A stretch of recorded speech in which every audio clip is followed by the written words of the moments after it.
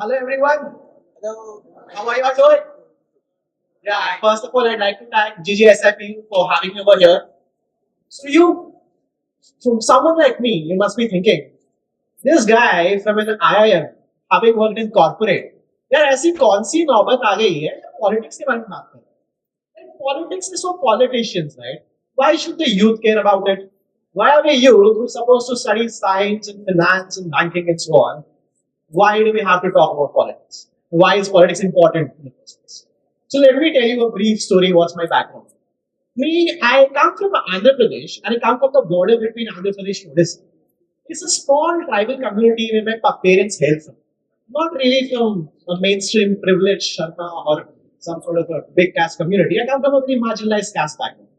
Now, coming from there, fortunately, my parents were working with the government of India, and I was always living in some northern part of India, so never really faced some sort of a caste thing on a face-to-face basis. But when I finally went to an IIM, I am supposed to be the big thing where all the brightest minds of the country go. There I realized that the confident people, the outspoken people, the smart people, they are typically ones coming from the general category. And you had 20% of the population there from SC and ST communities, but they themselves, you never really see them in the mainstream. वो हमेशा थोड़े पीछे बैठे रहते हैं, थोड़े under confident feel करे होते हैं. Then I realized, even I am one of them. And my friend circle, who typically happen to be from a general category background, and I told them one day that, look guys, I just want to tell you that I am from a certain caste community. And they were like, oh, you are from SC/ST, you don't look like it. I mean, they have this assumption that a certain person coming from an SC or an ST background should look Gora or should look Kala or some sort of appearance-based sort of a stereotype. But then they were like, you're too white to be of a certain caste community. That was the comment I got. But then slowly, I realized, yeah, if you are from a reservation background, people think, yeah, ये तो reservation वाला है, क्या ही जानता हो, इसका क्या ही merit है. And that was the glimpse I got. The same discussions which were happening in class, the same discussions for projects, for assignments, I realized people don't take me seriously. And why are people not taking me seriously? The same people who are my friends, the same people who used to think I was very well read, suddenly said it's just a points to come. And I realized this sort of a contrasection is coming from a place of caste. That just because someone is from a certain caste community or someone is from a reservation background, people assume that yeah, it's not happening. That is what got into me. And that is what got me reading about the history of India. So why do we have reservation in the first place? The reservation policy, this, that, the cutoffs are so different. Why does it exist in the first place? And I had my second awakening during the time of the CAA NRC. CAA NRC, whatever policy happened. We as the youth of India, we may agree with it or disagree with it or whatever be the case. We as a youth of India have the right to talk about it. Article 19 of the Constitution gives every Indian citizen the right to talk about the issues he or she cares about. Right? It's a freedom of expression and freedom of speech. Everyone has. But then I realized, even in the top IITs and the IIMs, me coming to an IIM background, we supposedly the writer man बार यही बात बताया जाता है IIT से हो IIM से हो आप स्मार्ट हो आपको बोलना चाहिए ये सब चीजों में we the students in IIM and ourselves we said no, let's go and talk about this issue, let's go and raise our voice. We were said we can have permission with our parents, get your parents written permission to talk about it. I mean, imagine living in a country where you have a constitutional right to talk about any political issues, but then that is curtailed by what? Parents permission. You know what? There is that. This is the college I'm from. I am Indore. And even there, you will be surprised to know this is not just I am Indore. Most IIMs and IITs in the country actually. Most top education institutes. There was a huge incident which happened at Jamia Millia Islamia during the CA protests. When there was some sort of a violence which happened in the library of Jamia, students were beaten. I was like, look, it's not just a national issue now. Students are being targeted. Violence is happening against students. Why not we, as fellow students, just like students in Jamia, students in IIMs are also youth students. Why not we show solidarity with them? The students should solidarity को होना चाहिए. Then I said, okay, let's give a solidarity sort of a march that we are in support of the students in Java. And what did the administration tell us? They told us, oh, no, IITs and IIMs are for placements. तुम अगर ऐसे political मुद्दों में बोलोगे तो जो college का reputation कम हो जाएगा, प्लेसमेंट के लिए कंपनीज नहीं आएंगी. You will be surprised to know we could do that, a protest, and we couldn't even mention the name of Jamia. They said, take them placard and khade ho jao or likho solidarity with students. We couldn't even mention the name of Jamia. And then I realized all these stories they tell us that you're the youth of India, you're the future of India, you're an IIT graduate, IIS graduate, देश बदल दोगे. देश में जो असली power है, that is in politics, that is social change. And all these things they tell you that, work hard, get into corporate, you get a 30 lakh package, 40 lakh package. Great, you can get that package, you can change your whole life. But society won't change unless you, like you and me, actually start talking about these issues. And the first issue which I identified, and we talk about, is the issue of caste. People these days are taking caste को क्या है, गाँव में भी, villages में होता है, urban areas there is no caste system at all. Caste system is history. Who the fuck cares about caste in 2025? So let's talk about caste. A very, very taboo topic in this age. Aajkal on social media, on Instagram, there's a trend where people, they say, I'm a proud Brahmin, I'm a proud Rajput, I'm a proud this, I'm a proud that. Let's look at the caste system. In Indian history, for the last 2,000 years or so, there has been a certain caste community, supposedly the Brahmins, who were the purveyors and the distributors of knowledge. They were the pujaris, they used to do the prayers. They were supposedly the most intellectual of them all. Great, good for them. They did all the knowledgeable things. And below them, you had the Kshatriyas.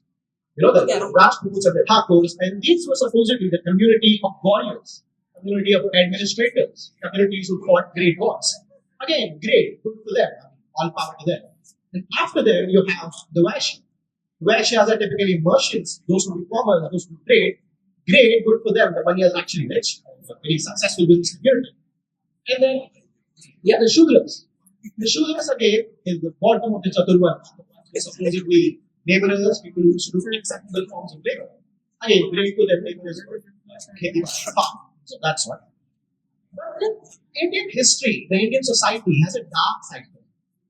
There have been certain communities of people not accepted.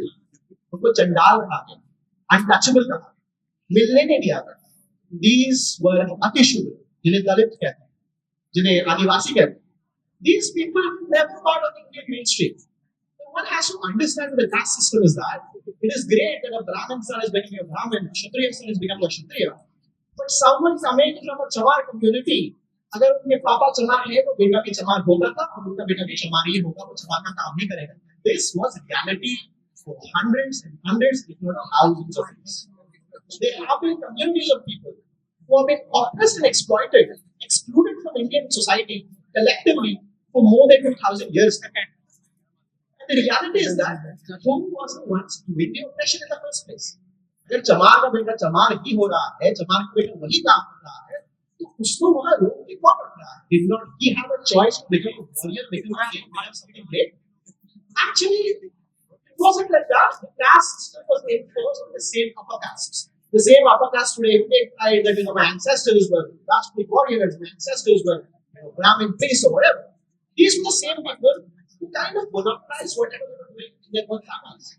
The Dalits and the Adivasis, and even a lot of Shudras, communities of the Indian society were excluded from many positions of power, were excluded from knowledge, were excluded from society as a whole. If you read Indian history, you figure out, you have Lakhshya, the Chinese traveler, you have Marco Polo, someone from Europe came. A lot of Indian accounts, historical accounts themselves describe there are certain castes of people who are not accepted as part of the Indian mainstream. These mainstream forgotten people are the Dalits and the Adivasis of today. Gender representation, I was surprised that this was a caste system. One very simple fact which shows you caste is very pervasive is I would request any one of you to open a matrimonial site. Shadi.com, whatever website, open a matrimonial site and you will see even today 99% of the marriages happen in their own caste. Because caste जो हम कहते हैं कि caste चला गया है, caste नहीं होगा, it's still extremely pervasive in society. Again, people might sit together, eat together, people might stay in the same classrooms, but when it comes to actually, building bonds of blood, the caste सबसे पहले आता है. Caste becomes the biggest factor. The one more thing, very interestingly, I noticed. For instance, here you will see the hierarchy that the Vashyas or the Banyas, as we call them today, the merchant class.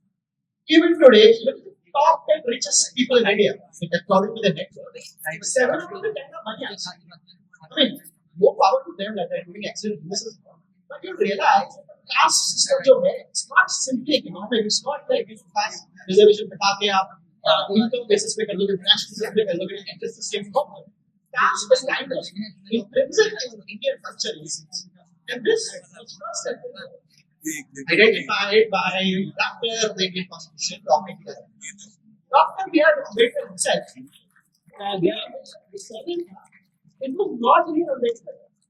Dr. B.R. Ambedkar's surname was Sakpal. Sakpal is the surname for Dalit. जब वो बचपन में school जाते थे, he used to go to missionary school, and what he realized, he wasn't even allowed to enter the classroom. He had to sit outside, not because he was dumb or he didn't do his homework, but because how is a Dalit person entering the class? That was what he faced. And this guy realized that for India, for Indians to truly be equal, for all Indians to truly be like one, we need to address the caste system, we need to alleviate the caste system. This one man, the one who was denied education in his life, went on to pursue 32 degrees in that time. And he made it his life's mission that ये caste system जो है, इसको तो जाना ही जाना. And for him, one must understand that during the time of independence, during the time of the partition, you had leaders like Jinnah. What did Jinnah do? He said, let's have a country just for Muslims. And he got it pretty well. And the same thing, Dr. Ambedkar. Dr. Ambedkar was powerful enough that वो चाहते, then the Dalits and the Adivasis would have got a separate country for themselves. He was that powerful. And the British were all too happy with it. The British wanted to divide India. The British were like, very well, if you want a separate country for the Dalits, take it. But Dr. Ambedkar was adamant. We don't want a separate country. We are Indians also, and we want to be part of the Indian society. So Dr. Ambedkar said, look, we want to be a part of India. But we have been excluded from society for so long. The bare minimum you can do for us to be a part of India, we have to ensure that the Dalits and the Adivasis are part of the Indian society. And how do we ensure that people who have been oppressed and exploited for so long be a part? The compromise was made, it was called the reservation policy. The reservation today exists because communities which have been excluded from the mainstream society, who have been exploited for years and years, the last 2,000 years. These communities, population के हिसाब से they also want an appreciation and professional power. Be it education, be it jobs, be it politics. The Dalits who had no place for these many years finally said, what? We want our fair share and satisfy the country like India, even after so many years, have reservation.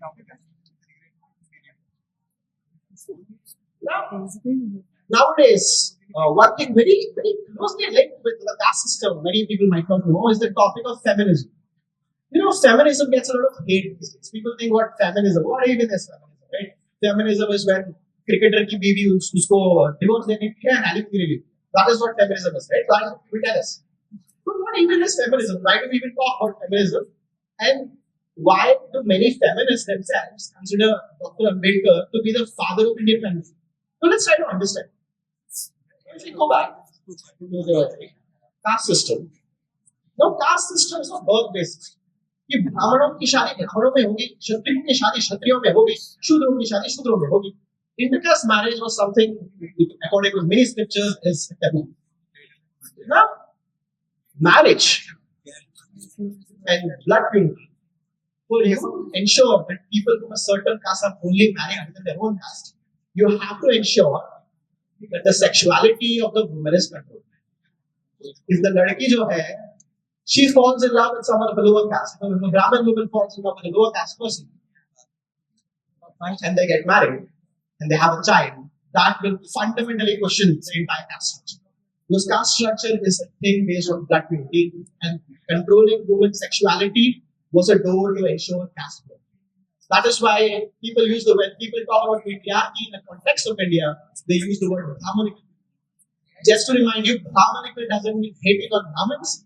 Brahmanical means, when the caste system was made, it was said that Brahmins came from the head of Lord Brahma, Kshatriyas came from the chest and shoulders of Lord Brahma, and so on. So, because of that, it is coming from Brahma. So, there's a Brahmanical caste system. And Dr. Ambedkar openly talked about this Brahmanical patriarchy in India. The reason they say, women have sexuality so control it. So many barriers that women can't go out or something. Even with things like checking the phone of a woman. No, ये लड़की है, पता नहीं किससे chat करेगी, क्या हो जाएगा, लव मैरिज हो जाएगा. Even parents say this, love marriage में करना है, आपको caste नहीं करना. So caste is pervasive. The reason of the control of women's sexuality in India primarily are those to keep the caste system intact. The feminist movement gets a lot of hate. Let us kind of fundamentally understand what the feminist movement is. Society tells us what a man is, right? If you have to be a man, अगर मर्द बनना है, मर्द क्या होता है? मर्द वो होता है, man is tall, man is strong, man is a provider, man is the masculine, right? And conversely, society also tells us what a woman should be. A woman should be quiet, emotional, caregiving, right? So society defines for us what a man should be and what a woman should be. These are called gender roles. The society which defines these gender roles to the point where men are in positions of dominance, where men are in positions of power. उस society को हम patriarchal कहते हैं, right? So a lot of people not understanding feminism and giving values, please listen. So the feminism as we know today, it is basically questioning the whole patriarchal system. Basically saying, why do you have to put these roles on men? Why does for a man to be a man, why is his self-worth based on how much money he makes or how tall he is or how much beard he has, whatever masculine stereotypes he has. And for women, it will be very inversely proportionate and said that a lot of parents say women, ज़्यादा पढ़-लिख लोगे तो तुमसे शादी कौन करेगा? That itself comes from the patriarchal thinking, which assumes that women should always have a subservient to men. The questioning of this entire system is what we call feminism. Feminism is not when a girl smokes cigarette or a girl has an accident. Feminism is when you question the actual patriarchal structure that exists. And Dr. B.R. Ambedkar, you'll be surprised to know, before 1950, before the constitution was drafted, women in India did not have the right to own property.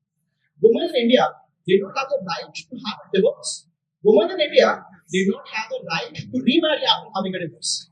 That was how bad it was. ये सब right जो है, right to own property, right to own property, इतनी simple चीजें आज मान के चलते हैं. All these things were not part of Indian society, not part of Indian culture. People used to say divorce का concept तो Hinduism में है ही नहीं. How can a woman have a divorce? If this happens, all the women will leave their husbands. You wouldn't believe it was Dr. Ambedkar who fought tooth and nail said we today, women today have this very basic rights. That was the foundation of India. So India today, the way we understand it is a secular, democratic, and modern progressive state. That's never been such. It is because of Ambedkar, people like Nehru, who have fought tooth and nail that we have whatever we are having. So that I don't want to make too much of your time, but what I want the youth of the country to understand, yeah, they go. अच्छी बात है, आप पढ़ रहे हो, you're studying, you want to focus on your career, you want to get a great job, you want to get a great package, you want to settle down. Whatever, great, good for you. However, one has to understand that if youth of the India, we are just chasing our job, chasing our package, reading whatever science, whatever, great for you. But अगर हम politics से बात नहीं करेंगे, अगर हम social issues की बात नहीं करेंगे, कौन करेगा? कोई चाइना या पाकिस्तान से आके तो हमारे लिए बात नहीं करेगा. The main problem I see in the youth today is we are too shy to talk about politics. They are too shy to talk about political issues. We always feel politics the politician का काम है and social issues तो जिसको affect करे उसको देखो. That was the primary issue I saw with the youth. And I realized there are not a lot of people doing this. And that is why I decided, me, from an IIM background, if I have that skills to articulate and speak out and use my platform and privilege to talk about these things, then I should definitely talk about these things. So my message for the youth out there is that don't shy away from politics, don't shy away from political issues. try to understand these things and try to raise your voice.